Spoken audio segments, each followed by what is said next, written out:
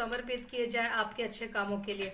प्रभु यीशु हम धन्यवाद देते हैं, ये पूरा आगे का मीटिंग आपके हाथ में समर्पित करते हैं। आप अगुवाई कीजिए, प्रार्थना मांगते हैं यीशु मसीह के नाम से, Amen. Praise the Lord once again. I greet you all in the name of Jesus Christ of Nazareth. मैं आप सबको प्रभु मसीह यीशु मसीह के नाम से आप सबका स्वागत करता हूँ। There is many smile in your faces. Hallelujah. So it is good. It will increase your face value. और अगर आपके मुंह में बहुत खुशी है, मुस्कुराहट है, वो आपके चेहरे के रौनक बना देती है। Because, hallelujah, you can smile in any situation because you have a promises of God in your life. और किसी भी आपकी परिस्थिति कैसी क्यों ना हो, आप फिर भी खुशी में रह सकते हैं क्योंकि आप प्रभु मसीह यीशु के साथ हैं। Because whatever the adverse situations are there, they're going to be change in the name of Jesus. और जो कोई परिस्थिति आज अगर हमारे विरुद्ध है, वो सारी परिस्थितियां बदल जाएगी यीशु मसीह के नाम से। Because you know how to pray and experience that victory or success in your life. क्योंकि आप अभी जान गए हैं कि किस तरह से प्रार्थना करके हम हमारे तकलीफ हमारे प्रॉब्लम्स के ऊपर मुकाबला पा सकते हैं। Again, it is not our strength, it is His glory, His grace. So we give glory to Him. और हम जानते हैं कि ये हमारे बल से नहीं होता है, ये सिर्फ उसकी अनुग्रह के वजह से होता है। As we study the Word of God, as we understand the Word of God, the faith keep on increasing in us. और जिस तरह से हम परमेश्वर के वचन को समझते हैं, कबूल करते हैं, उसी तरह से हमारा विश्वास बढ़ते रहता है। And we receive a revelation, the God whom we worship, He is our Father. और हम समझ जाते हैं कि जिस परमेश्वर की हम स्तुति आराधना करते हैं, वो हमारा प्यारा पिता है। And as we fellowship with Him, we come to know He is our friend. और जैसे हम उसके साथ संगति करते हैं, हमें पता चलता है वो तो हमारा प्यारा दोस्त है। And whatever He has asked us to do in the Word of God, it is for our benefit. और जो कोई उसका वचन कहता है हमें करने के लिए, वो हमारे फायदे के लिए होता है। Hallelujah. So when you see the Word with that attitude, whatever God has told me, it is for my benefit. So you are willing to do those things. और जब हम देखते हैं कि ये कलाम को हम इस तरह से लेते हैं कि जो भी कहा है वो मेरे फायदे के लिए कहा है, तो वो उसका आत्मा हमारे में काम करना शुरू करता है। And we have a record in the Bible and around us those who have done willingly with the whole hearted what God has said to them, they are prospering in all areas.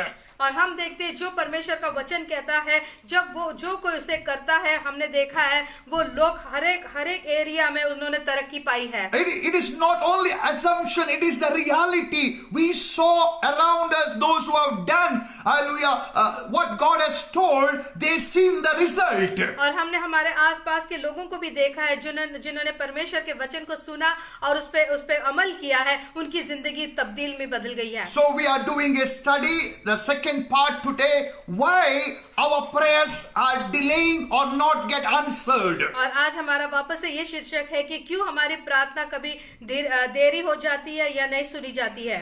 God's intention to answer our prayer. क्योंकि परमेश्वर की ये मर्जी है कि वो हमारे प्रार्थना को सुने और जवाब दे। So we read this scripture from 1 John chapter 5 verse number 14, and this is the confidence that we have before Him. If we ask anything according to His will, He will give us or He will hear us. और हम 1 यूहन्ना 5:14 में पढ़ते हैं कि परमेश्वर ने हमसे कहा है कि हम पढ़ेंगे इसे, और हमें उसके सामने जो हिवाव होता है वह यह है कि यदि हम उसकी इच्छा के अनुसार कुछ मांगते हैं तो वो हमारी सुनता है। Amen. We learn how to find His will. और हम जान गए कि किस तरह से उसकी मर्जी हम जान सके। His will is revealed in His word. और उसकी मर्जी उसने उसके कलाम के जरिए हमें प्रकट किया है। So when you study the word, the Holy Spirit will convince you what is the will of God. और जब आप उसके वचन को समझ जाते हो, पढ़ते हो, तो आपको परमेश्वर की मर्जी समझ में आती है। So again we read last week John chapter 14 verse number 13. Jesus Himself said, and I will do whatever you ask in my name, so that the Father may be glorified in the Son. और हमने पढ़ा था पिछले हफ्ते यूहन्ना की किताब में 14 में 13 कि अगर जो कुछ हम उसके इच्छा के अनुसार जो कुछ हम मांगते हैं वो हमें मिल जाता है। Again, John 14:14, Jesus said, if you ask anything in my name, I will do it. और यूहन्ना 14:14 में ये लिखता है कि यदि तुम मुझसे मेरे नाम से कुछ भी मांगते हो तो मैं उसे करूंगा। But both the scripture says, I will do it. और दोनों बातें यहाँ पर लिखती है कि वो मैं करूंगा। हाथ उठा के बोलो, खुदावन करेगा, यीशु मसीह करेगा। The Lord will do it for me in the name of Jesus. और यीशु मसीह मेरे जिंदगी में करेगा। And again we read in chapter 15 verse number 16, whatever you ask the Father in my name, he will give you. और फिर वो हम 15-16 में पढ़ते हैं कि जो कुछ उसके नाम से हम मांगते हैं वो हमें मिल जाता है। Again, chapter 16, verse number 23, whatever you ask the Father in my name, he will give you. और 16 में 23 में कहता है कि जो कुछ तू मेरे नाम से पिता से मांगेगा वो तुझे मिल जाएगा। Again, verse number 24, ask in my name and you will receive so that your joy may complete. और वो कहता है कि जो तू कुछ मांगेगा मेरे नाम से मैं तुझे दूंगा ताकि तेरा आनंद पूरा हो जाए। So through these scriptures we can say whatever we ask according to the will of God in the name of Jesus, it should be ours. और ये सारे कलाम के अनुसार जब हम देखते हैं कि जो कुछ हम मांगते हैं यीशु मसीह से के नाम से पिता से तो वो हमें जरूर मिल जाता है। Not because of my prayer, not because of my righteousness, it's because of Jesus.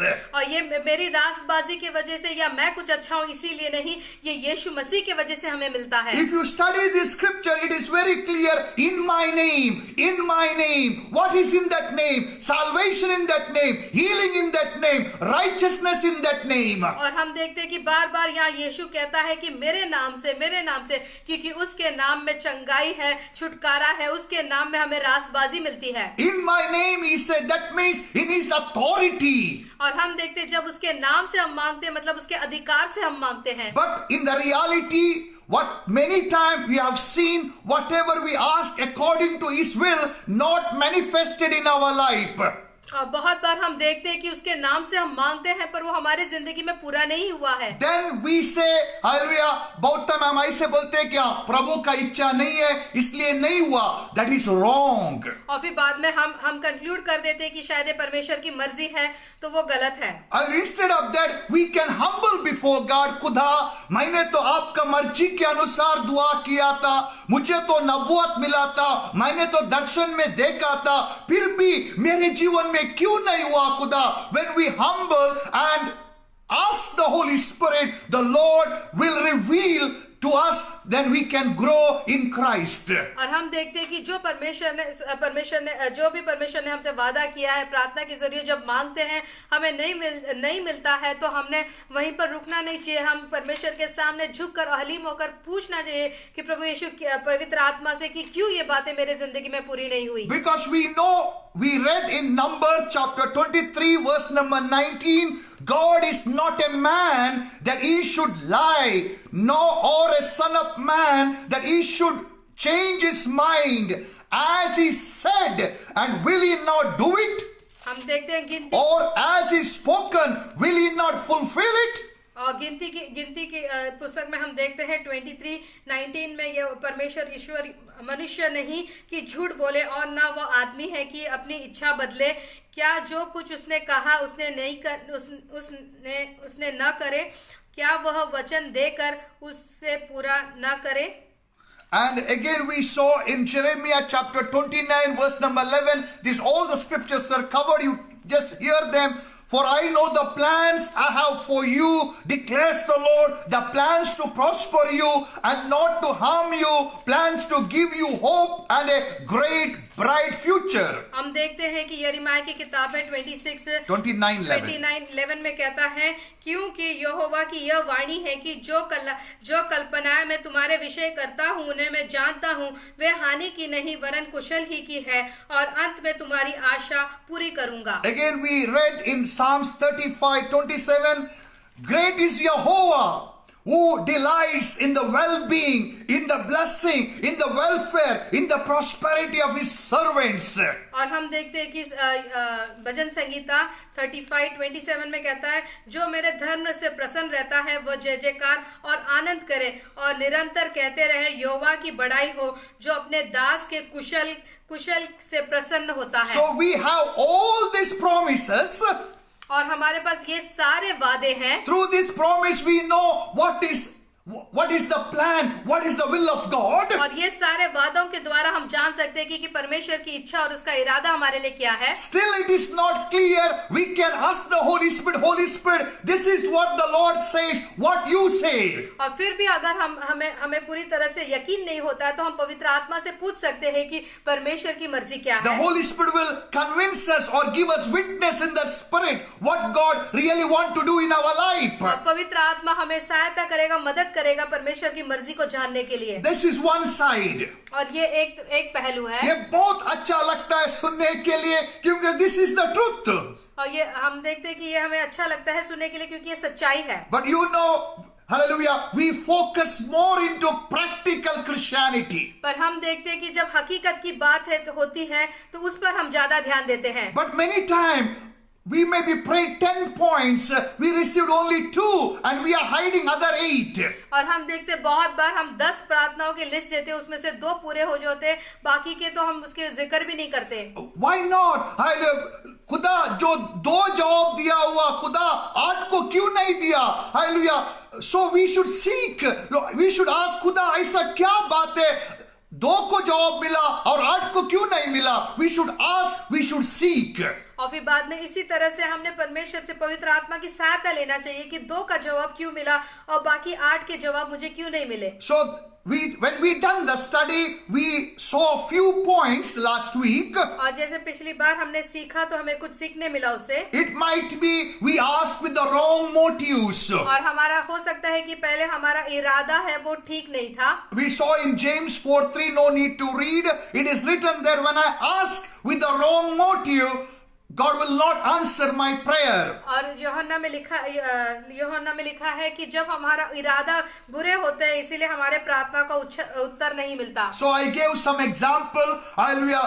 Sometimes we pray for some people continuously for the healings, for their job, for their breakthrough, but they are not receiving. One of the reason might be, not sure, after receiving that blessing they will forsake God. और हम देखते हैं एक वजह इसलिए भी हो सकती है कि हम लगातार दुआ करते हैं उसकी प्रार्थना सुनाई नहीं जाती है क्योंकि वो मिलने के बाद शायद वो खुदा से दूर हो जाएगा. And sometimes maybe receiving that blessing they may sin more against God. और हो सकता है जो आशीष पाने के बाद वो खुदा के विरुद्ध खड़े हो जाएंगे और पाप में गिरे. Therefore sometimes prayer gets delays. और इसीलिए हो सकता है कि ये प्रार्थना हमारी देरी हो जाती है. Because God expects that person totally repent, surrender his life to Jesus so he can have an abundance life. क्योंकि परमेश्वर चाहता है कि पूरे दिल से वो तौबा करे, अपनी जिंदगी को समर्पण करके वो परमेश्वर के साथ चले. कभी कभी तकलीफ, मुश्किल, बीमारी, हालेलुया, लोगों को खुदा के पास आने के लिए सहायता करता है. So when they are in the problem, when they are in the tension, when they are loss of job, this is the best opportunity. They can seek God and surrender their life to the living God. हम देखते हैं कि काफी time पे जब हम ऐसे स्थान पे खड़े हो जाते हैं, जब अकेले हो जाते हैं, हमारे परेशानियां बढ़ जाती है, तब हम परमेश्वर के साथ और करीब हो जाते हैं. So second reason we saw last week, we pray but we forget what we prayed. और दूसरी बात इसीलिए हमें नहीं मिलता है क्योंकि हम दुआ तो कर लेते फिर हम खुद भूल जाते हैं. Because we are not serious. क्योंकि हम उस बातों में सीरियस नहीं हैं. We saw in James chapter 1 verse number 8, the double-minded person will not receive anything from God. क्योंकि याकूब की किताब में लिखता है कि जिसका 2 मन है उसे वो उसकी प्रार्थना नहीं सुनी जाएगी. James 1:7, such person should not expect to receive anything from Yahuwah. और वहाँ लिखता है कि जिसका दो तरह का सोच है वो अपने प्रार्थना को हासिल नहीं कर सकता और ना वो सोच भी सकता है कि उसे मिलेगा. What do you mean 2 thoughts or double mind? You have a thought of God. Yes, whatever I ask, God will give me. Whatever I ask according to His will, I will receive. Whatever I ask in the name of Jesus, I will receive. Praise God for the right thought. और पहला सोच ऐसा होता है कि जो भी परमेश्वर की मर्जी है उसके अनुसार मुझे मिलेगा और मैं धन्यवाद देता और खुशी में रहता हूँ, and you are praying for that. और उसके लिए लगातार दुआ करते रहते And हैं। when it is delaying, instead of seeking why it is delaying, you may say, मिलेगा तो चलेगा, नहीं तो okay. So there will be double mind. और फिर बाद में अगर वो नहीं मिलता है तो हम उसमें भी कह देते हैं कि ठीक है, अगर नहीं मिला तो कोई बात नहीं है। तो इसका मतलब है दो तरह की सोच। And a third point we studied, it is very dangerous one. Jesus said in Matthew 17:20, because of your unbelief. और तीसरी बात है कि क्यों नहीं हमें मिलता है, क्योंकि हमारे अविश्वास के कारण। So unbelief is a spirit which will hinder your progress. अगर अविश्वास हमारे अंदर रहेगा तो वो एक पवित्र वो एक आत्मा है जो हमारे ब्लेसिंग को रोक देती है। The faith will help you to possess your blessing. और जो विश्वास है वो जो हमारे बरकत को हासिल करने की सहायता The करती है। faith will help you to enjoy your blessing. और जो विश्वास है वो हमें सहायता करेगा जो बरकत हमने पाई है उसका हम मजा उठा सके। But as long we have unbelief, it will hinder God to work in our life. और जब तक हमारे अंदर अविश्वास रहेगा तो परमेश्वर का कार्य हमारे जिंदगी में नहीं होगा। And God looks unbelief as a wicked heart. और जब हमारे अंदर अविश्वास रहता है तो खुदावन को वो बुरा दिल दिखता है। Hebrew 3:12 we saw it is written wicked heart of unbelief. और हिब्रू की किताब में जब हम पढ़ते 3:12 में कि जो अविश्वास का दिल है वो परमेश्वर के सामने एक विकेड हार्ट है। So I taught you how to kill the unbelief the best way by injecting the word of God in your spirit. और मैंने आपको सिखाया कि किस तरह से हम अविश्वास को अलग कर सकते हैं हमारे जिंदगी में जब हम परमेश्वर के कलाम को दिल और दिमाग में बिठा देते हैं। I'm not saying study whole Bible. और मैं ये नहीं कहता हूँ कि पूरी बाइबल को बाहर करो। Hallelujah. Select some of the portion related to your needs. और जो आपकी जरूरत के अनुसार जो परमेश्वर का कलाम है उसे आप बाहर कर लें। For example, if you are a single and you already attained the marriageable age and proposals are not coming, select the scripture about the marriage, what God says in the Bible. और अगर आपकी शादी की उम्र हो गई है तो आप अच्छे लाइफ पार्टनर के लिए देख रहे हैं तो परमेश्वर के कलाम से वो बातों को निकालो जो शादी के लिए प्रार्थना करने से And keep on declare that, hallelujah, God will fix my marriage. God will bless me with the godly life partner. I will have a best life partner. Together we will serve the Lord. और उस तरह से आप प्रार्थना कर सकते हैं कि परमेश्वर के दया से मुझे अच्छा संगति मिलेगा और हम दोनों मिलकर परमेश्वर की सेवा करेंगे। Maybe you may receive some negative report. Hallelujah. Maybe one of your friends, she's 35, she's not get married. Don't be upset. You focus what God has spoken to you through His word. और अगर आपको शायद कोई बुरी खबर भी मिले कि एक की शादी की उम्र हो गई है फिर भी उसकी शादी नहीं हुई है तो आप उस बात से निराश ना हो जाए। So fourth reason we saw laziness. और चौथी बात हमने देखा है कि आलसीपना। You know what is the will of God. You have the promises of God, but you don't have time to pray. That is considered you are lazy in the kingdom of God. आपके पास कलाम की समझ है, आप सब जानते हैं, विश्वास है, पर आप प्रार्थना नहीं करते, इसका मतलब है आप आलसी व्यक्ति हो। Maybe you have some wrong teaching. एक बार prayer किया हो गया, अरे ऐसा नहीं है। We saw constant prayer, continuous prayer is required to see your breakthrough. और फिर बाद में हमके गलत शिक्षा भी मिलती है कि एक बार दुआ करे बस हो गया और फिर बाद में जरूरत नहीं है, पर हमने परमेश्वर के कलाम से सीखा है कि लगातार दुआ करने से हमें हमारी ब्रेक थ्रू मिलती है। The fifth point we saw last week, it is from Mark chapter 7 verse number 20 to 23. If we have evil things in our spirit that will defile a man and that will hinder our prayers. और हम देखते मार्कुस की किताब 7:20 में हमने पढ़ा कि अगर हमारे अंदर कोई गलत बातें हैं तो वो हमें खराब कर देती है। I do agree we are righteous because of Jesus. मैं विश्वास करता हूँ कि यीशु मसीह की वजह से हम रास्तबाज बने। I do agree we are washed by the blood of Jesus. मुझे यकीन है कि हम प्रभु यीशु के लहू से धोए गए। I do agree we are the new creation. और मैं सहमत हूँ कि हम नई सृष्टि है। But we cannot reject this scripture because this is also given by Jesus. और ये बातों को भी हम उसके विरुद्ध नहीं रह सकते क्योंकि ये यीशु मसीह की बोली हुई बात है। Because it is written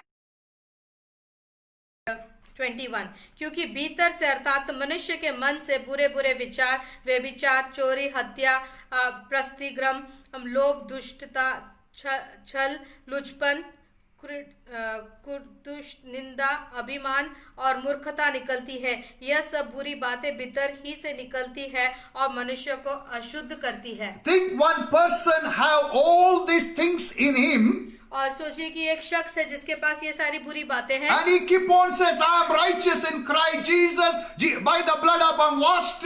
What do you say about that person? और फिर वो व्यक्ति बार बार कहता है कि प्रभु यीशु के मसीह से लहू से मैं धोया गया हूँ, साफ हूँ और मैं रास्तबाज हूँ। तो आप क्या कहेंगे इसके बारे में? That Jesus died for these sins, so he should be free from these sins. और यीशु मसीह मरने का कारण था कि ये सारी बातों से वो व्यक्ति मनुष्य छुटकारा पाए। अगर ये सारे बात मेरा दिल में रख के मैं मुंह से कबूल करेगा यीशु मेरा मसीह है, यीशु ने अपना लहू दिया, ये सच है, बट आप में वो हकीकत सच्चाई नहीं हुआ है। You are deceiving yourself. So those people are around us, but therefore I'm saying, hallelujah, if you are righteous, let us live a righteous life. हम देखते हैं कि ये सारी बातें मनुष्य के अंदर रहती हैं, पर फिर भी वो समझ नहीं पाता है और वो धोखे में रहता है। इसीलिए हम ये बातों को समझे, अगर ये ऐसी बातें हैं तो हम इससे छुटकारा पाए। So today we are going to study what can hinder our prayer. और क्या बातें हैं जो हमारे प्रार्थना को रोक सकती है। So one of the dangerous thing we saw unbelief. और हमने एक बातों को देखा कि अविश्वास। And more than that, more dangerous is pride. और फिर दूसरी बहुत गंभीर बात है, वो है घमंड। I'm not saying that you have pride. मैं ये नहीं कह रहा हूँ कि आप लोग को घमंड है। I'm doing a study. The pride can block our miracle, our healings, our breakthroughs. और मैं ये बताना चाहता हूँ कि कभी-कभी घमंड है जो हमारे जो ब्लेसिंग को, हमारी जो प्रार्थना को रोकने का कारण बन सकती है। We are praying according to the word of God. We are quoting the scripture. खुदावन तेरा मर्जी है कि अल्लाह मेरे लिए एक अच्छा काम मिले। खुदावन तेरा मर्जी है कि मैं परफेक्ट हेल्थ में रहे। खुदावन तेरा मर्जी है कि मैं देने वाला बने। But in the reality, when it is not happening, it might be there is pride within us. और हम देखते हैं कि हम वचन के अनुसार विश्वास सब कुछ हमारे अंदर है, पर फिर भी हमारी प्रार्थना नहीं सुनी जाती है। हो सकता है कि हमारे अंदर घमंड की बात हो। So let us study about pride. I am not saying you have pride. The spirit of pride can hinder our breakthrough. ये नहीं है कि हमारे अंदर घमंड है, पर जो घमंड की जो रूह है वो हमारे प्रार्थना को रोक सकती है। Leviticus chapter 26 verse number 19. The Yahuwah God says, I will break your pride in your power, and I will make the sky like iron, giving no rain and blocking all prayers, and your ground like bronze, hard to flow and yield no produce. Amplified version.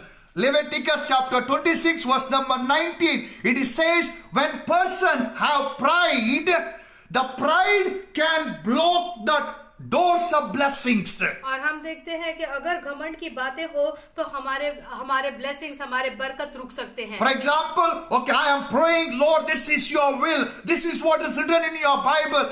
And I am having pride. The blessing cannot come. The spirit of pride can block that blessings. और हम देखते हैं कि हमारे पर हम वचन के अनुसार सब कुछ करते हैं, पर हमारी प्रार्थना सुनी नहीं जाती है क्योंकि हमारे विरुद्ध ये घमंड खड़ा रहता है। The pride can block the blessings. और जो घमंड है हमारे बरकतों को रोक देता है। The unbelief can hold you to entering into the blessings. और जब अगर अविश्वास रहेगा तो वो भी रोक देता है हमारे ब्लेसिंग को पाने से। So Leviticus chapter 26 verse number 19 says in Amplified Bible, hallelujah, your pride can block all prayers. और फिर एम्प्लीफाइड बाइबल में लिखता है कि जो घमंड है वो आपके प्रार्थना को रोक सकता है। Again, Proverbs 16 verse number 18, pride goes before destruction. और नीति वचन 16-18 में लिखता है कि घमंड से पहले बर्बादी आती है। Pride goes before destruction. हम पढ़ेंगे उसको नीति वचन। नाश होने का पहला घमंड, हालेलुया आ जाता है, मीन्स घमंड जैसे आ गया, उसका मतलब है आज ना कल वो इंसान बर्बाद हो जाएगा। Proverbs 16 verse number 18। 16 वर्स 18। विनाश से पहले गर्व और ठोकर खाने से पहले घमंड आता है। So we can saw in Leviticus 26:19, the pride can hinder our prayers, the pride can bring destruction in our life, and Proverbs 11:2, when pride comes, disgrace comes. और हम देखते हैं कि नीति वचन 11:2 में लिखता है कि जब, एक मिनट हम पढ़ेंगे इसको, कि जब अभिमान होता तब अपमान भी होता है, परंतु नम्र लोग में बुद्धि होती है। So we saw when pride is there, pride can block prayer, pride can bring destruction, pride can bring disgrace. And again Proverbs 29:23 says the pride can bring a person to a low state. और हम देखते हैं कि घमंड बहुत सारी बातों को, मतलब हमारे जिंदगी में बरकतों को रोक सकता है, और नीति वचन 29:23 में कहता है कि वो हमें नीचे की तरफ खींचता है। And again in 1 Chronicle 21 verse number 7, it was displeased, God was displeased with this act of his arrogant pride. He struck the Israel. और हम देखते हैं कि एक क्रॉनिकल्स में, एक इतिहास 21:7 में लिखता है कि उनके घमंड के वजह से जो परमेश्वर के विरुद्ध खड़ा था, परमेश्वर ने उनको हलाक कर दिया। So pride is very dangerous. इसीलिए जो घमंड है वो बहुत भयंकर है। So Job 35 verse number 12 says, the people cry out, but he does not answer because of the pride in their heart. और जोब की किताब में 35:12 में लिखता है कि लोग तो पुकारते हैं परमेश्वर के पास ताकि वो उनकी सुने, पर उनके घमंड के वजह से वो उनको सुनता नहीं है। For example, we are praying according to the will of God. खुदा ये आपका इच्छा है, मांगो तुझे मिलेगा, यीशु के नाम से मांगेगा तो मिलेगा। But if I have pride, the pride can block my prayers. अगर हम परमेश्वर की इच्छा के अनुसार मांगते हैं, मांग रहे हैं पर मिल नहीं रहा है, हो सकता है कोई घमंड की बात है जो हमारे विरुद्ध कर रही है। So what is pride? इसीलिए हम देखेंगे कि ये घमंड क्या है। Of course it is not from the kingdom of light. और एक पहली बात है कि वो परमेश्वर के राज्य से नहीं है। Surely it is not pleasing to God. और ये परमेश्वर को पसंद नहीं है। So what is pride? तो इसका मतलब कि घमंड क्या है? So if you study the pride in Psalms 10 verse number 4, the pride means not seeking God wholehearted. और फिर हम देखते हैं घमंड वो है, हम भजन संगीता 10:4 में पढ़ेंगे। In his pride the wicked man does not seek him. और हम पढ़ेंगे इसको 10:4 में। हम दुष्ट अपने अभिमान के कारण कहता है कि वो लेखा नहीं लेने का, उसका पूरा विचार यही है कि कोई परमेश्वर है ही नहीं। अगर कोई इंसान अच्छा मैसेज सुनता है, प्रेयर के बारे में सुनता है, बाद में कभी भी प्रेयर नहीं करता है, that's one of the reason he have pride in his heart. Second reason, आप एक इंसान को यीशु के बारे में बोलते हो, यीशु ने क्या किया, वो यीशु को दिखाता है, means he reject the Christ, is because of pride.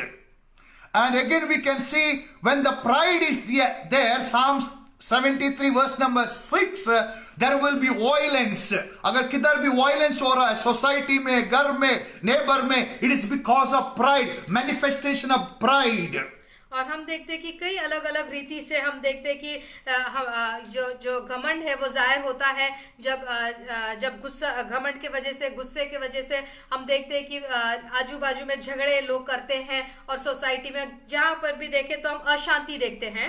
Proverbs 8:13 says God hates pride and arrogance.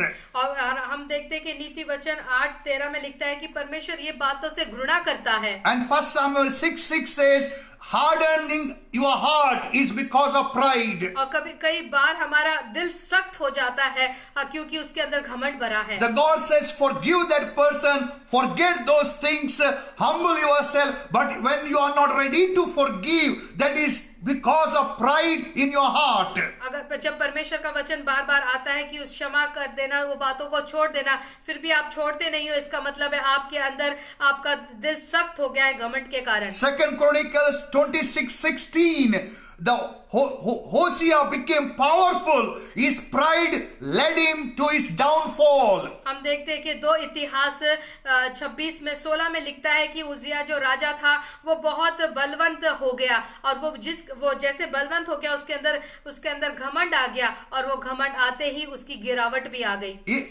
In that story we can see the Hosea rejected the word of God. What God instructed, he rejected. Why he rejected? Because there was pride in his heart. हम देखते हैं हुजैया राजा के जो भी कलाम उसके लिए आया था, उसने उस कलाम का विरोध किया क्योंकि वो घमंड से भर गया था। In Esther chapter 5 verse number 9, in the story of Haman, why he was finally destroyed, because it is written, Esther chapter 5 verse number 9, Haman went away that day joyful and in good spirit, but when he saw the Mordecai at the king's gate refusing to stand up and show no fear before him, he was filled with rage, fury, anger towards Mordecai. Means Mordecai filled with pride. When the pride is there, you will be furious, you will be full of anger. और हम देखते हैं जब हमारे अंदर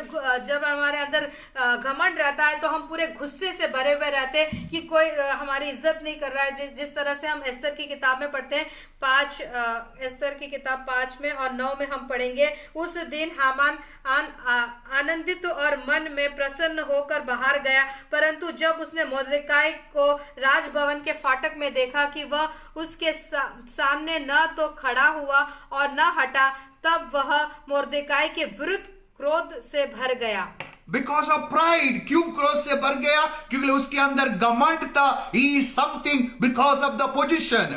और हम देखते हैं कि हमारे अपने आप को, क्योंकि उसको एक इज्जत था और उसको कोई एक औहदा था, इसीलिए वो बहुत घमंड से भर गया था, इसीलिए उसके अंदर गुस्सा भी था। The person who are possessed with pride, he looks others down. और जो घमंड से भरा है वो हमेशा दूसरे लोगों को नीचे की तरफ देखता है। When person possessed with the spirit of pride, he will not have fear and reverence to God and His words. और अगर जो घमंड से भरा रहता है उसको परमेश्वर के लिए और परमेश्वर के लोगों के लिए इज्जत नहीं रहती है। And when person filled with pride, he will not respect others and God's authority. और जो घमंड से भरा है वो दूसरों की इज्जत नहीं करता है, ना परमेश्वर ने दिए हुए अधिकार की इज्जत करता है। When person is filled with pride, he is not ready to forgive and reconcile and bring peace.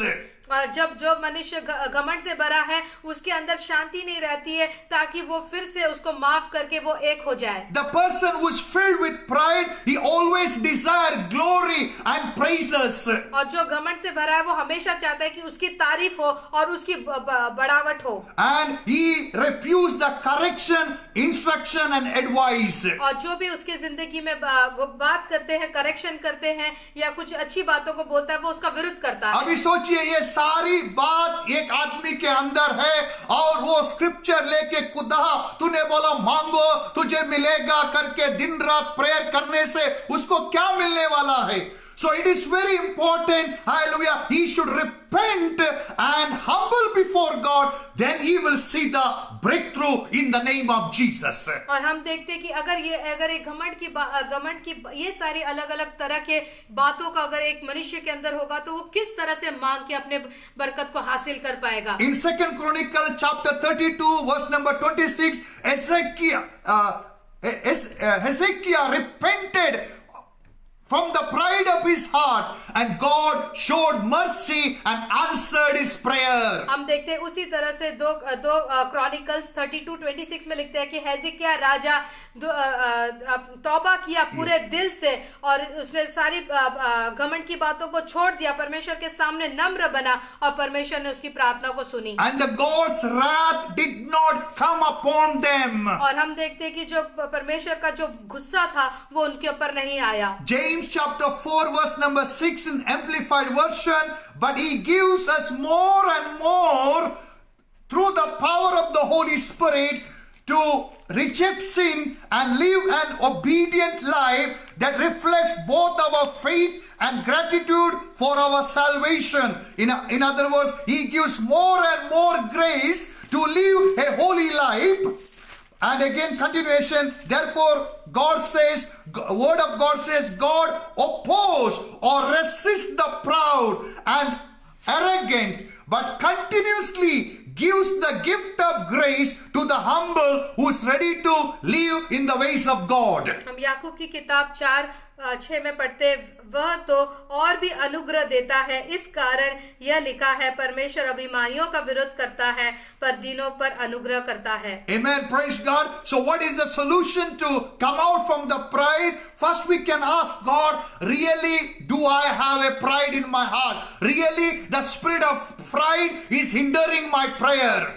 और हम परमेश्वर से पूछ सकते हैं पवित्र आत्मा की सहायता के जरिए, क्या परमेश्वर मेरे अंदर ऐसी कोई घमंड है या घमंड की बात है जो मेरे प्रार्थनाओं को रोक रही है. And we can refer all the scriptures as a torch light. और हम ये सारे परमेश्वर के कलाम को हम लेके एक बत्ती के समान यूज कर सकते हैं. And we can focus on our heart. और हमारे दिल के हृदय पर उसको रख कर हम जान सकते हैं. As we read the scripture, as we seek Holy Spirit guidance, the Holy Spirit is going to reveal, do we have or not. और जब हम ये कलाम को लेकर हम जांचेंगे अपने आप को, तो पवित्र आत्मा हमें बताएगा कि ये बातें हमारे अंदर है कि नहीं. So if you smell pride in you, अगर आपको ऐसे शक भी होता है कि आपके अंदर कोई ऐसा घमंड है, you can humble before God and say, Lord, I repent from that pride. और आप परमेश्वर के सामने झुक सकते हैं और कह सकते हैं, खुदावन इस बातों से मुझे छुटकारा दे दे. We saw Hezekiah repented of the pride of his heart. God showed mercy upon him. और हम देखते हैं कि हेजेकिय्याह जो राजा था, उसने दिल से तौबा किया और बातों से फिर गया और खुदावन ने उसके ऊपर दया की. In James 4:6 we saw God will give continuous grace to one who humble before him, who want to live a right life. और हम देखते हैं याकूब की किताब 4:6 में लिखता है कि वो हमेशा का अनुग्रह वो फजल करता ही रहता है, ताकि हम और हलीम होकर परमेश्वर की आराधना करें. The last scripture for today, 1 Peter chapter 5 verse number 5, God opposed the proud and He defeats them, amplified version, but gives the grace to the humble. हम देखते हैं 1 पत्रस 5:5 में लिखता है कि परमेश्वर अभिमानियों का विरोध करता है और वो लोगों को हराता है. अगर मेरे अंदर प्राइड है, मैं खुदा का दोस्त नहीं हूं, मैं खुदा का दुश्मन हो सकता हूं, इसलिए मेरा प्रार्थना का जवाब नहीं आ सकता है. So many times we are mind Christians, not real Christians. और बहुत बार हम खाली सोचों में मसीह होते हैं और सचमुच में हमारे चाल चलन में हम मसीह नहीं रहते. Therefore sometimes the problems comes, so we can truly repent and seek the will of God and surrender our life, live a holy, God pleasing life. इसीलिए हमारे तरफ तरह तरह के थोड़ी मुश्किलात आती है, ताकि हम अपने आप को सिद्ध कर सके. So 1 Peter chapter 5 verse number 5 amplified version says, God opposes the proud and He defeats them, but He gives the grace to the humble. और हम देखते हैं कि पहले पत्रस 5:5 में लिखता है कि परमेश्वर अभिमानियों का विरोध करता है और फजल करता है जो हलीम है, ताकि वो उनके साथ खड़े रह सकें. So let us humble before God. इसीलिए आज अपने आप को परमेश्वर के सामने हम झुका देंगे And ask the Lord, Lord, you know my heart. और हम कहेंगे, परमेश्वर पिता, तू जानता है हमारे दिलों को. Lord, I know your will. और मैं तो तेरी मर्जी को जानता हूँ. Lord, it is revealed that I should prosper in all the areas. और परमेश्वर आपकी मर्जी है कि मैं सारे बातों में आशीष और बरकत पाऊं. Lord, you said that you will never allow any sickness in my life. और परमेश्वर आपने कहा है कि आप कभी भी बीमारी मेरे जिंदगी में आने नहीं छोड़ेंगे. Lord, you said there will be restoration of my health and wealth, oh God. और परमेश्वर ने आपने कहा है कि आप मेरे खाने पीने में और मेरे बदन में तेरी आपकी बरकत रहेगी. Lord, you said in Exodus 15:26, I will put none of these diseases. I am Jehovah Rapha. और आपने कहा है कि ये कोई भी बीमारी आपके ऊपर नहीं आएगी क्योंकि आप यहोवा राफा हो। Lord, it is your will that I should be the lender, not the borrower, O God. और परमेश्वर ये आपकी मर्जी है कि मैं देने वाला बनूं और लेने वाला नहीं। It is your will that I should have a peaceful life, abundance life, O God. और ये आपकी मर्जी है कि मैं हमेशा शांति में बने रहूं और बहुत का जिंदगी It is your will, O God, whatever I ask according to your will, in the name of Jesus, it should be mine, O God. और परमेश्वर आपके मर्जी के अनुसार जो कुछ मैं मांगता हूँ वो मेरा हो जाएगा यीशु के नाम But से। many times we are not experiencing that in our life. पर बहुत बार ये हमारी जिंदगी में पूरा नहीं होता है। We don't know why exactly, O God. और हम नहीं जानते किस वजह से हमारी प्रार्थना नहीं सुनी जाती But है। we studied from your word. और परमेश्वर हम आपके कलाम से सीख रहे हैं। If there is wrong motives, we will not receive the answer from you. अगर हमारा मकसद इरादा गलत है तो हमारी प्रार्थना नहीं सुनी जाती। If I am double-minded, I cannot receive anything from you. अगर मेरे अंदर दो तरह की सोच है तो मैं आपके बरकत को नहीं पा सकता हूँ। If unbelief is there, I cannot enjoy your blessing. अगर मेरे अंदर अविश्वास है तो मैं आपके बरकत को नहीं पा सकता हूँ। If I am lazy, I will not prosper in your kingdom. अगर मैं आलसी हूँ तो आपके राज्य में मैं तरक्की नहीं कर पाऊंगा। If I have all evil things within me, it will defile me and I will not receive the blessing. अगर मेरे अंदर कोई भी बुरी बात है तो वो मुझे रोकेगी, मेरे बरकत को रोक देगी। And today we saw, oh God, when I have pride, you oppose me and you defeats me, oh God. और हमने सीखा कि अगर हमारे अंदर घमंड है तो आप हमारे विरुद्ध खड़े रहते हैं और हमें असफल करते हैं। Lord, I humble before you. और परमेश्वर हम अपने आप को आपके सामने झुका देते With हैं। all these precious people, और आपके सारे जनों के साथ show mercy upon me, oh और God. खुदावन हमारे ऊपर तू रहम कर। If there is anything evil in us, और हमारे अंदर अगर ऐसी कोई बात है तो if there is anything abomination to you within us, और परमेश्वर आपके विरुद्ध, आपके वचन के विरुद्ध कोई बातें अगर हमारे अंदर है तो, you reveal, oh God, और आज तू हमें बता दे and you deliver us from these things. और ये सारे बातों से हमें छुटकारा दे In Jesus' mighty name. यीशु मसीह के पवित्र नाम में। Amen.